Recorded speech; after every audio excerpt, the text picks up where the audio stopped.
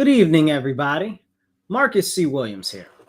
So, just the other day, over 36 cars were vandalized in the Park Avenue area of Rochester, New York. Now, this is a unheard of occurrence in this particular neighborhood, and there was a lot of news reporting on it. A lot of articles saying like, there's no rhyme or reason to this. How could this happen here? And I'll tell you that there is rhyme and reason. There is a reason how it could happen there. Because the people in the neighborhood, in the Park Avenue neighborhood, largely do not see crime as a problem. You'll say, well, Marcus, well, how can you say such a thing? I'll tell you why. Where have they been with the insane explosion of car thefts and burglaries and break ins that have been going on all across the city? They've been very silent.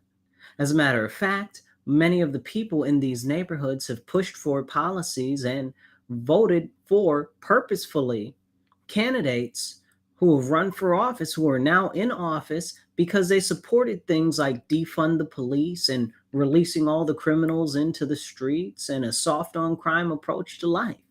Now it's impacting them because it's in a nicer neighborhood like Park Avenue. This is a problem. Those articles and headlines that I read were a very serious problem, showing the grave disconnect from these nicer, more affluent neighborhoods from the rest of the city. We're the third poorest city in the nation. We're at about a 35% poverty level. It's insane. And that's poverty, right? They'll say, oh, well, it's 33%. It's 35. And honestly, that's probably being generous. It's probably more than that. Okay, let's be real with ourselves. The majority of the people in the city are working class individuals, and many of them are not even working class, they're in poverty. The crime, people's cars have been stolen, thousands of cars, over 2,000 cars have been stolen this year in Rochester. And all of a sudden, a couple of cars got some windows broken and windshield shattered and scratches on them in Park Avenue. And now, oh my God, it's the biggest thing since the terrorist attack on America at Pearl Harbor. You understand? It's the biggest thing since Timothy McVeigh and the Oklahoma City event. It's insane the way that people were carrying on. How could this happen in my neighborhood? You know, and let me be very clear. I am very strongly against all of the crime, wherever it may be, in whatever neighborhood it is. And I'm very sad that these people had to experience crime. But I'm also like, well, what did you think was going to happen? The crime would never get to you. You thought that you could continue to ignore people in working class neighborhoods and impoverished neighborhoods that are suffering under this criminal terrorism. And because you pretended that it wasn't a real issue or it wasn't a problem because it didn't impact you directly, that it wouldn't come and impact you. And this is why you've continued, even though all of this crime has continued to flow and grow everywhere, and businesses are being ransacked and everything, and you continue to promote and push not only people who are in office that have supported defund the police and weak on crime approaches, but you also push those type of propagandic things up and aggrandize them, like bail reform and raise the age. Now, if you aren't familiar with bail reform, that's a thing where basically you can commit any crime and you go downtown, you get an appearance ticket, you get out. Okay. Raise the age is a law where anybody under the age of 18 is charged as a juvenile, no matter how many times they've done that crime and no matter how heinous the crime is. So these laws are encouraging this crime out on the street. People are seeing that there's no punishment for crime, so they're doing more crime. And other people that are seeing that crime isn't punished are like, well, shoot, if other people can do crime, well, let me go and give crime a shot as well. And this is what's happening to our community, to our city, to our county, and to our state. Crime is everywhere, and it is growing. And now people in a nicer area see the ramifications of this crime. And they weren't even really hit hard by like car thefts. One car was stolen, 36 cars were damaged. And then that's not even a lot, right? I was up the street from my house, not far from my house, and I saw 4 stolen cars zooming up and down the street yesterday. Today's Sunday, right? Yesterday, Saturday. So I'm like, you guys are crying because your cars were damaged, they were banged up, and some were scratched up. Glory, hallelujah, that you don't have to feel what people feel in these underserved and high crime neighborhoods. You know, it's crazy. What do the people in the Northeast have to go through that live over Portland, Clifford, the Alphabet area? You know what I'm saying? Like, what happens to the people that live on Dewey? What happens to the people that live in the Bird Streets? Okay, what happened to the people that live in the Fruit Streets? Okay, what happened to the people that live over here, Jefferson, Thurston, Reynolds? These people are experiencing all this type of crime and way worse every single day. And your cars got damaged a little bit and now you're upset. Okay, I got you. I got you. Now, here's what I hope that the people in Park Avenue and Highland and Cornhill and everyone else got from this. If you've been voting Democrat, it's time for you to reconsider your votes. Very clearly, the policies that have been pushed by the Democratic Party in our city are not working out for us. For the past 50 years, we've seen poverty skyrocket. We've seen education continue to go down on a downturn. We spend the most money in the country per pupil. We're number 2 or 3. So we spend the most money on the pupils in the country, but we have the lowest graduation rate and the lowest proficiency rate in the whole country. How is that even? How is that even? And we spend the most money. So this is the thing. These policies that are impacting our city for the past 50 years have been all Democrat policies. Not one Republican has been in an office in Rochester in the city. So this is very clearly a result of policies of this one party rule. It's very simple. It's not complicated. And I hope that you guys in the Park Avenue area are now maybe more open to voting for a Republican. I hope that you guys in the Highland area, in the South Wedge area, in these other nicer, more affluent area, in the Cobbs Hill area, in Upper Monroe area, I hope you guys are willing to now look towards voting Republican, because let's be honest, the policies that the Democrats are pushing are not good for the people. They're not good for you. And now it's starting to impact you in your nicer, safer communities. At least you thought they were safe. But none of you are safe, are you? Because the crime is following everyone everywhere. You're not safe in your own backyard anymore. You're not safe inside your house because people are running inside other people's houses with them in there. There was a story from earlier in the year, maybe it was the end of last year, where a woman was in her house and some fiend came, and I say fiend like a bad person. I don't mean fiend like a crack fiend. If I meant a crack fiend, I'd say a crack fiend. So, I mean, some fiend, some evil doer ran in her house, in her kitchen, to snatch her keys off her kitchen counter table while she's in her house. We've got so many carjackings, it's incalculable. People are getting jacked for their cars left and right. And I'm not talking about the cars that are being stolen. I'm talking about people are snatching them out of their cars or committing armed robbery of their motor vehicle with them in it. Crime is real. Crime is hurting and affecting everyone. Look at the poor businesses. People are trying to make a living. Their businesses are being robbed left and right and forward. Look at other companies that want to come into the city. They're not coming into the city because they don't feel that it's safe. Look at the people, the tourists. Look at the people. I met a couple from Canada with their kids. They were passing through to go to CMAC, and the Performing Arts Center in Canada, in Canandaigua, if you're not familiar. But they were passing through and they got stuck here and they're like, oh, this is kind of a crap town, isn't it? I said, I love my town. But I'm not about to sit there and tell them that it's a lie, because the crime is out of control. We have to face these serious realities that we're living with every day. And this is a very serious problem. And now, hopefully, people in these nicer areas are going to be more amenable to voting a different way, because it's clear the policies that are being pushed by the Democrats are not working. So I encourage you this year, next year, vote Republican, because what's been happening can't keep happening this way. Would I love for our Democrats that are in office to change their tune and switch what they're doing? Of course. I encourage them to daily.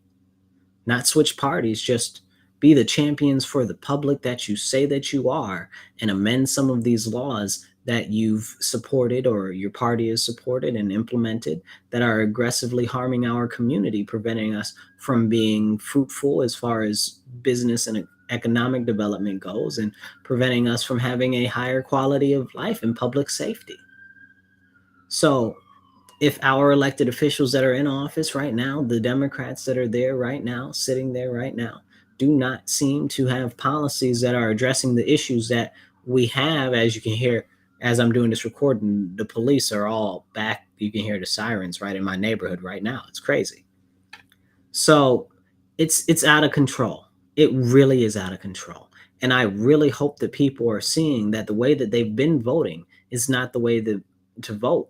You got to vote different. Vote Republican. I mean, people say, "Oh, well, Marcus, well, I don't like Republicans," or whatever the case is. Well, Democrats have run Rochester for 50 years. So maybe it's time that we get some Republicans in there to balance it out, because this one party rule definitely isn't working. And if we keep trying the same thing over and over again and it's not working and things are getting worse, they call that the definition of insanity. So, that being said, we really have to take a very sharp look at all of the issues that we have going on in our city. We've got the illegal aliens that are taking up resources. They're telling us that the state or New York City is paying for them. They're not. There's all types of issues with them being integrated into public schools, because most of them don't speak the language, and we're not talking like they speak Spanish. They speak all types of other languages that are not very common in English, nor do we even have the teachers that teach the kids that we have right now. And now you're adding more weight to that. Again, these are democratic policies. We're a sanctuary city. It's a sanctuary county. I just don't understand. Well, I do understand, but I'm encouraging you to change your concept as far as Republicans go, because very clear, this is a policy that's hurting our community when we see so many people outside homeless and families struggling to make ends meet, and food pantries closing because food's too expensive. Now people in the nicer neighborhoods are knowing that crime can impact them. So I need the people in the nicer neighborhoods to know that these other issues are all caused by the policies that have been pushed by the people that you're voting for. The food scarcity, the inflation, the costs of goods. All of this is from the people that you're voting for, and these policies that they're telling you are all wonderful and fantastic are not. I'm an environmental conservationist. They've got all these greeny policies, and the greeny policies don't even benefit the environment. They don't even benefit you. And they're telling you that they're going to save the world and stop global warming, which isn't even global warming anymore. It's climate change, which isn't even climate change anymore, because now we got to do carbon reduction, which it doesn't even make any sense anymore. It's gone so far off base that these policies are affecting our transportation of our goods, increasing the cost of everything that you spend. So now you guys in the more affluent, nicer neighborhoods, like Park Ave, for instance, are seeing your bills going up. You're seeing your cost of goods going up. You might have had a chance to shop at Sephora a couple times a month, and now you can only shop at Sephora once every other month. And I'm using that as a example because Sephora's beauty cosmetics are a little bit pricey, but they're not too crazy pricey, right? But the point of the matter is very simple. The policies by the people that are in power in our city, which are all Democrats, and in our state, which are Democrats majority, right? So we've got a Democrat supermajority in the state assembly. So everything that goes from there all gets passed, and it's poor policy. Everything in the state senate is all Democrats. Well, not all Democrats, but excuse me, but is majority Democrats. So whatever goes they want goes there. The governor's Democrat. These policies aren't working. So our first thing that we need to do is we need to get back tough on crime, tough on violent crime. If you are stealing, we need to get tough on that. Stores are closing left and right because they're being vandalized. Park Avenue is having break-ins now at stores and businesses now. How much sooner until it starts to get much wider and more spread? It's coming. So if you think that you live in a nice neighborhood and you're safe, you're not. Swillsburg, I'm sure they're going to be paying you a visit soon. Upper Monroe has already seen some of the issues with the car thefts and damages. So this is stuff that we really need to address together cohesively through policy. But these policy issues are not being addressed by the people in office because they're the ones pushing these same policies. And unfortunately, many people in these nicer communities have continued to back these people and continue to back these types of policies. Matter of fact, they back these people for these types of policies, which are working against the best interest of the common good of the people, which is crazy because so many people swear up and down they're socialists or communists now, and you're actively working against the best interests of the greater collective whole. Why? We got to turn about. We got to change our minds and open the concepts that we have held deep seated in our brains.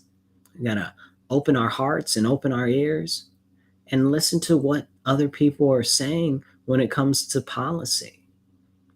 If we keep voting for the Democrats in our city, especially if the large number of people in these nicer areas keep voting for these policies, your fancy home will be in ruins. Your fancy neighborhood will be in ruins. Your stores will be all banged up. Look at Seattle. Look at San Francisco. Like, we're seeing what's going on in these nicer places. Okay? We really need to consider what's going on. And if we don't stop it, if we don't nip it in the bud after this weekend, it's never going to change. So, to that note, there's a group, it's called Rock Unite. I encourage you, if you're in Rochester, Monroe County, Rochester or Monroe County, go to the website restorerochester.com, and check them out. They've put together 10 action issues, okay, to help amend and relieve the issues with bail reform and raise the age. Matter of fact, October 1st, Sunday, that's this Sunday coming up, October 1st, they will be having a rally to lower the crime and to amend bail reform and raise the age laws right at Parcel 5, right downtown Parcel 5, October 1st, 3 p.m. to 4 p.m. Rally to lower crime, amend bail reform, and raise the age at Parcel 5, right downtown, right in front of Jeremy Cooney's office, who is a Senator Jeremy Cooney's office. Now, hopefully, even Senator Cooney can come out and hear what the people have to say, and then maybe we can get him to change his mind on the policies that are out there, and give him these 10 points as actual thoughts and options that he should consider. Hopefully, he'll be there, he'll show up, and he'll talk to people, and he'll actually listen. But it's going to be up to us as the people to start engaging with our elected officials on these matters. Because if we do not, nobody will, and everything will stay the same. So my message to you guys is, especially if you're in the nicer neighborhoods, and even if you're in the suburbs, I'm sure you're starting to see it too. Now is the time. We got to start pushing back about crime. Before, it didn't seem like it was touching you, but many people know that it affects everywhere else. And now you're feeling it. Now you're feeling the pinch. Now you're feeling the pain. So I encourage you, stand up, speak up, and don't shut up. Vote different. Vote Roe B. Vote Republican. Honestly, because the Democrats haven't been working it out the way that they need to. But honestly, like I said, hopefully with this rally to lower crime and amend bill reform and raise the age on Sunday, this coming up Sunday, October 1st at 3 p.m., 3 to 4 at Parcel 5, right in front of Jeremy Cooney's office, Senator Jeremy Cooney's office. Hopefully, this will encourage him to pick up the points that Rock Unite is working to get across, so that we can then restore some of the safety in our community and get rid of these criminal terrorists. You know, so that's what we're working towards, and that's what I hope for. And I really hope that you guys start voting differently, because you're gonna need to. Or are all of your nice and fuzzy and pretty things that you've been so comfortable with are going to start to slip away. They're already coming for your sense of ability to have good quality of life in your nicer neighborhoods. Soon they'll be coming for everything else. Stay up, stay alert, push back against these policies that are causing hurt in our city and in our county and in our state. We have to. I'll catch you guys later. Be best, be well, stand up, speak up, and don't shut up.